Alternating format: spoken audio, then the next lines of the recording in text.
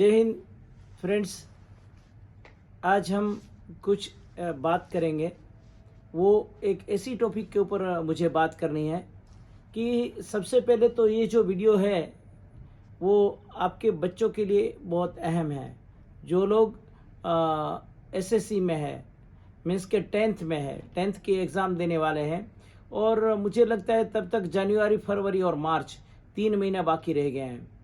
तो जो बच्चे पढ़ रहे हैं वो सिर्फ़ और सिर्फ पढ़ने में ध्यान दें। मैं कभी कभी देख रहा हूँ इधर उधर, तो कितने बच्चे थोड़े बहुत मोबाइल को भी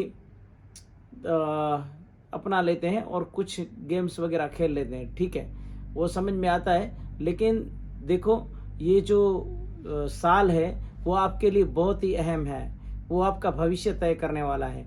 इसके लिए आप खूब बहुत पढ़ने में ध्यान दें और ज़्यादा से ज़्यादा आप अपने जो शिक्षक हैं, टीचर्स हैं, वो क्या बोल रहे हैं वहाँ पर स्कूल में, तो उसके ऊपर अपना फोकस केंद्रित करें। देखो ये जो युग है वो पढ़ने का युग है, टेक्नोलॉजी का युग है ना। इसके लिए पढ़ना बहुत ही ज़रूरी है।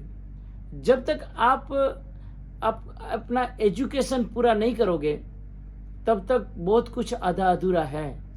जो एक वक्त था जिस वक्त के अंदर लोग नहीं पढ़ते थे फिर भी कुछ बन जाते थे, है ना। तो ज़रूरी है कि बहुत पढ़ना चाहिए।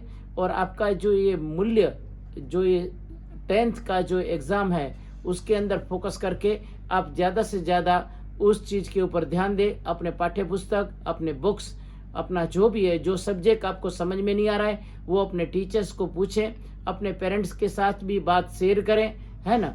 और दूसरी बात ये भी मैं यहाँ से बताना चाहता हूँ कि आप है ना दिमाग के ऊपर टेंशन लेके नहीं पड़े, है ना, फ्री हो जाए बिल्कुल। देखो आप लोग इतना प्रेशर के अंदर, जैसे इंडिया के प्लेयर है ना, वो वर्ल्ड कप में खेल रहे थे, देखा ना, पूरा ऑस्ट्रेलिया का बॉलर जो बाउंस डाल रहा था, पता नहीं वो लोग कितने डरे हुए लग रहे थे, है ना। मतलब उसको प्रेशर हो गया था, पूरी टीम के ऊपर प्रेशर था, है ना। तो आप लोग को कभी भी कोई प्रेशर में नहीं रहना है। खुले दिल से, खुले दिमाग से आप तैयारियां करें अपनी, और अच्छे से पढ़ने में ध्यान दें, और भगवान की कृपा से सब लोग अच्छे परसेंटेज के हिसाब से पास हो जाए, है ना। तो यही मैं शुभकामना आप लोग के लिए कर रहा हूँ। और बाकी की जो 2-4 खबरें हैं उसके बारे में हम बात कर रहे थे। एक जो खबर वो आ रही है कि जो अपना 303 यात्रियों को लेके जो चार्टर प्लेन दुबई से निकला था सबको अमेरिका लेके जाने के लिए, तो उसको फ्रांस में वहाँ पर लैंड कराया गया और फ्रांस की पुलिस ने उसको पकड़ लिया। क्योंकि जो कोई भी आदमी अवैध तरीके से एजेंटों की चुंगाल में अगर फंस के कोई भी कार्य करते हैं तो वो कार्य कतई सक्सेस नहीं होता है ना। उसमें अपने पैसे भी ज़ाया होते हैं, फिर उसमें अपने जो फैमिली है, पूरा परिवार है, उसको भी हम पीछे छोड़ के सिर्फ और सिर्फ पैसों के पीछे जो भागते हैं, तो वो भी ठीक नहीं है। और उसके आगे की फिर और एक मैं खबर आपको बताऊं, तो आज जो 24 तारीख, वो बहुत ही गुजरात के लिए नहीं, पूरे भारत के लिए नहीं, पूरे यूनिवर्स के लिए, वर्ल्ड के लिए अहम थी। और उस जो 24 तारीख के उधर हमारे सबके भगवान द्वारिकाधीश कृष्णा और उसके जो आंगन प्रांगण के अंदर जिस तरह से वो जो बात की गई, वो बात इस तरह से हो रही थी कि वहाँ पर 37,000 आहिरानी, एक आहिर कम्युनिटी है जो नंद के वंशज है ना। भगवान कृष्णा वहाँ पर आए थे और वो नंद वंश के जो 37,000 37,000 आहिरानियों का महारास वहाँ पर हुआ। और उस महारास के अंदर जितनी भी आहिरानियाँ थी उसने वहाँ पर जो रास में हिस्सा लिया वो बहुत ही भाग्यशाली है।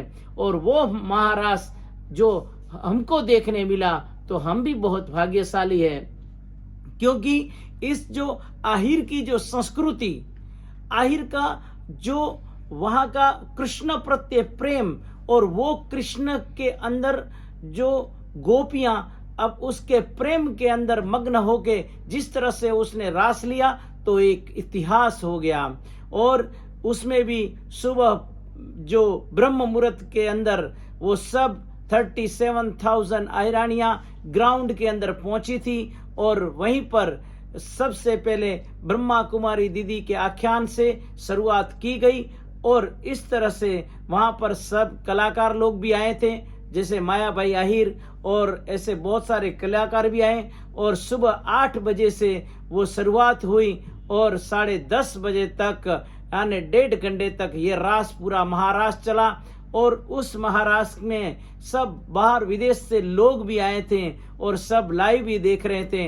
तो द्वारकाधीश कृष्ण के चरणों में, उसके चरणारविंद के अंदर नंद वंश की जो गोपियां हैं, उस गोपियों ने महारास किया और महारास पूरा इतिहास हो गया। वो दृश्य जब मैं इस ओमान की धरती देख रहा था तो स्वर्ग के जैसा महसूस हो रहा था।